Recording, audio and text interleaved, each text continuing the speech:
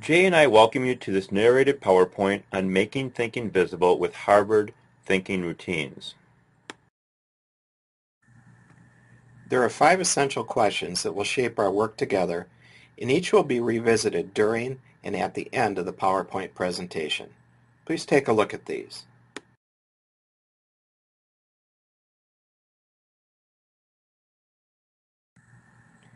And these questions as well.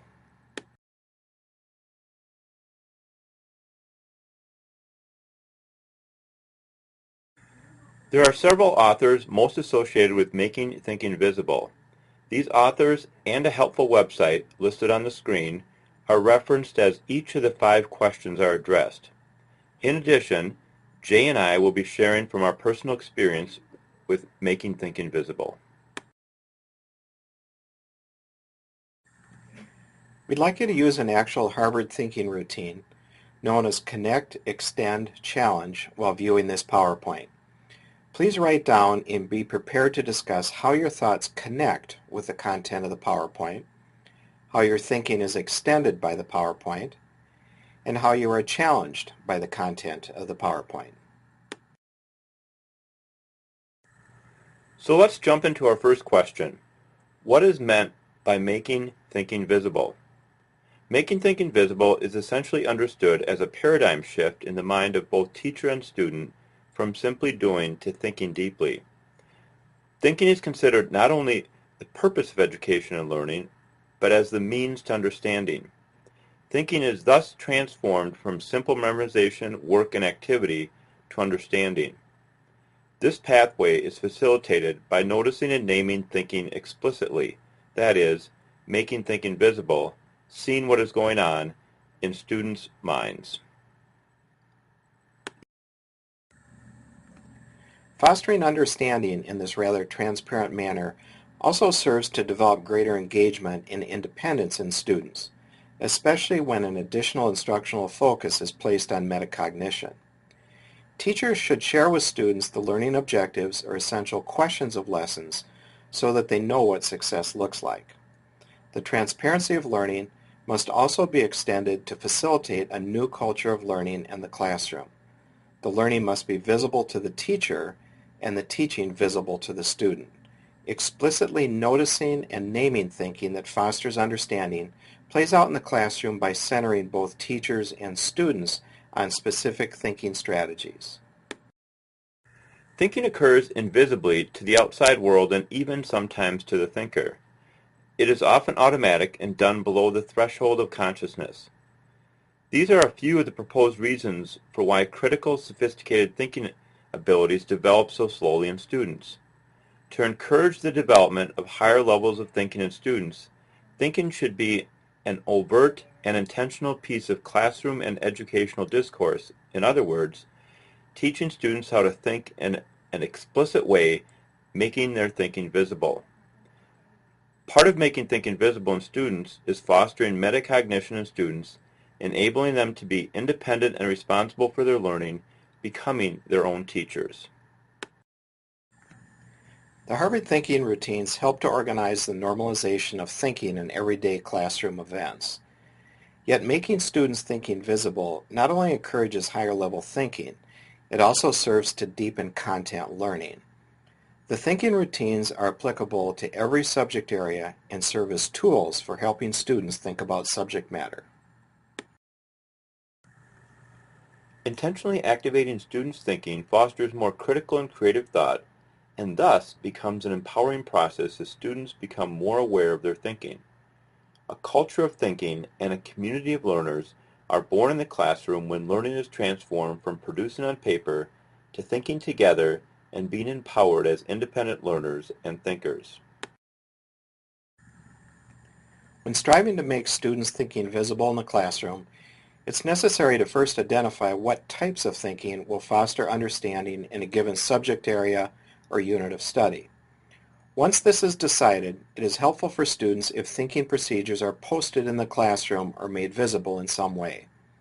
The authors discuss several specific types of thinking that foster understanding. You'll see the first 4 types of thinking on the screen. The other four types of thinking are listed on the screen as well.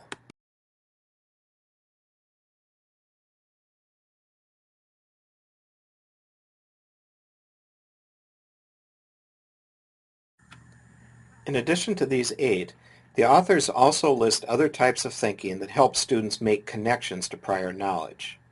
These are the first 3 of the 6.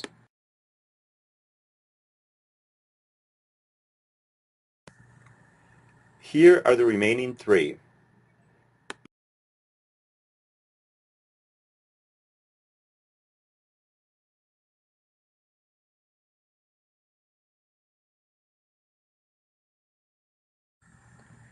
Once one identifies the specific type of thinking that best suits a given teaching and learning scenario, it's important to look at several methods to promote that thought. The methods for making thinking visible discussed by Richard include questioning, listening, and documenting. These 3 methods are discussed in greater detail in subsequent slides. Questioning as a teaching tool to capitalize on thinking is fleshed out by the authors in terms of the nature of good questioning. First, it is important when asking good questions to also model an interest in the subject matter by asking genuine questions, that is, questions to which the teacher does not already have an answer. Seeing teachers as learners is valuable in terms of creating a classroom culture that feels intellectually engaging. A second component of good questioning is asking questions that are intentionally crafted to construct understanding. These questions ask students to connect ideas, make interpretations, focus on central ideas and concepts, and extend their own ideas. These questions can also act as the goals for the lesson itself, explicitly framing the intellectual endeavor with which students are to engage in a particular lesson sets them on a guided course to more profound understanding. The third element of good questioning is that of facilitating and clarifying thinking. This is done through follow-up questions, such as those on the screen. The ultimate goal of these questions is to understand students' thinking and make it visible for them to see. Fostering quality thinking in students by means of follow-up questions such as these serves to shift the paradigm of education from transmitting the contents of the instructor's head to helping students discover what is in their own heads. The second method the authors suggest to make students' thinking visible is listening. It is imperative for instructors to not only ask probing questions, but to authentically listen for students' answers to those questions. If students don't feel heard or understood, they will likely play guess what's in the teacher's head when presented with a question versus stating what they actually think and understand. Capturing students' answers enables the instructor to understand what they are thinking and understanding and thus respond with questions that serve to elaborate, challenge, clarify, stretch, or redirect thinking as necessary. Finally, authentically listening to students communicates the instructor's respect for and genuine interest in what they have to offer. Students are more willing to share and more likely to contribute honestly to class discussion when an atmosphere of respect is established. The third and final method for making thinking visible in the classroom is documenting. Documentation, in the making thinking visible sense, is not to be confused with recording or archiving classroom activity or student achievements. Rather, documentation is focused on the learning process itself and trying to capture the events, questions, conversations, and acts that these provoke and advance learning over time. The final point must be emphasized, that documentation must be utilized to not just record learning, but should also serve to facilitate and deepen further learning. The third method also allows both instructor and student to see at some distance the learning process and use this vantage point to collaborate regarding best teaching learning strategies, notice positive, negative patterns, and reflect together on developing understanding. Like the previous 2 methods for making students' thinking visible in the classroom, the ultimate end of documentation is to facilitate deeper and richer understanding in students. Thinking routines are particular procedures used in the classroom to facilitate a specific type of thinking. A selection of the Harvard thinking routines is presented in this slide and the next 2. The routines themselves are grouped into three categories as each routine is best suited for one of these instructional situations shown on the screen. Each of the following thinking routines are discussed in further detail in the handout Selected Harvard Thinking Routines. Here are three routines best associated with synthesizing and organizing ideas.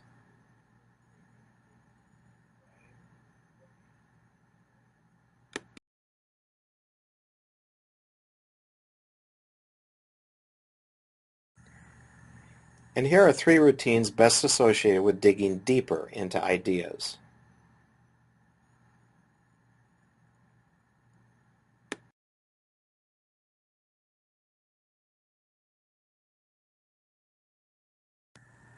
During the implementation process, the authors have identified three stages of development as both teacher and students become accustomed to using thinking routines.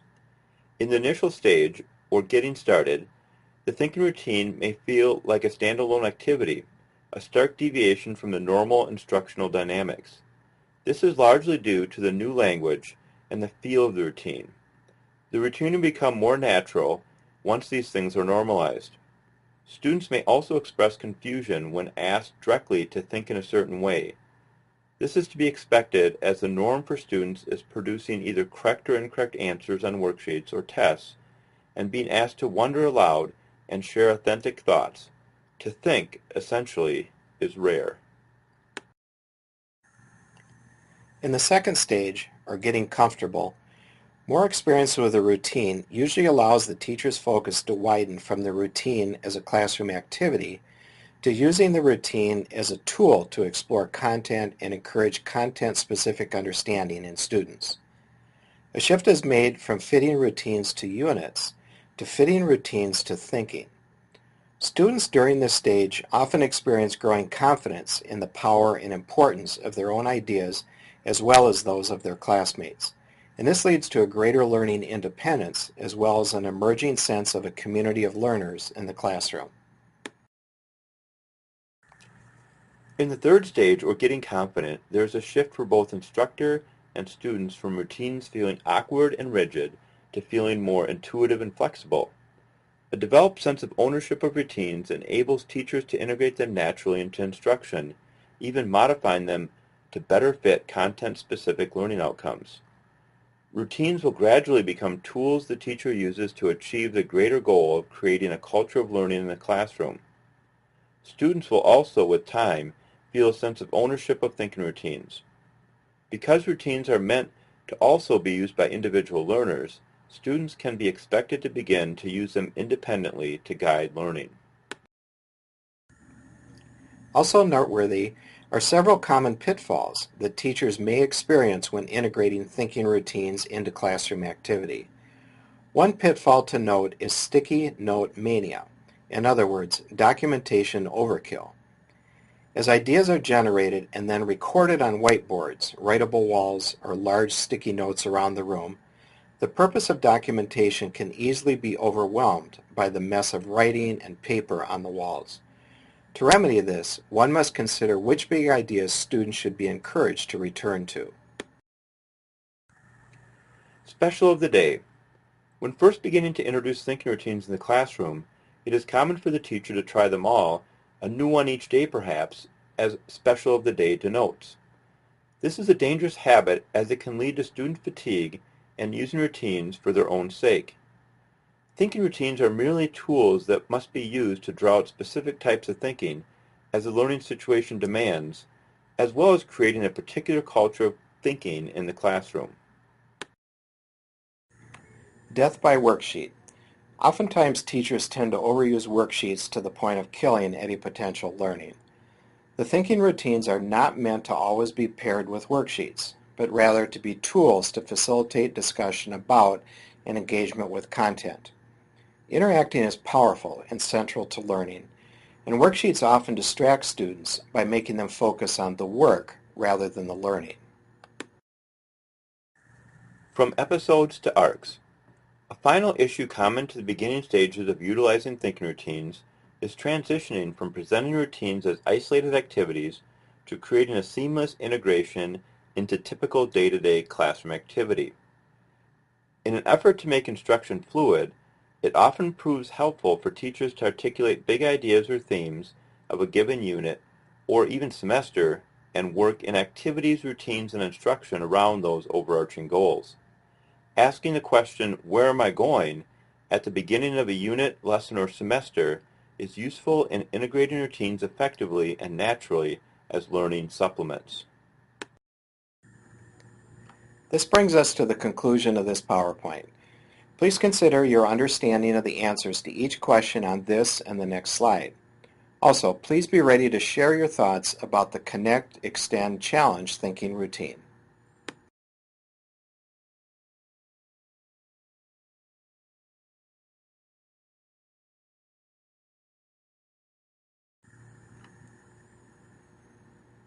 Dan and I thank you for joining us in this presentation.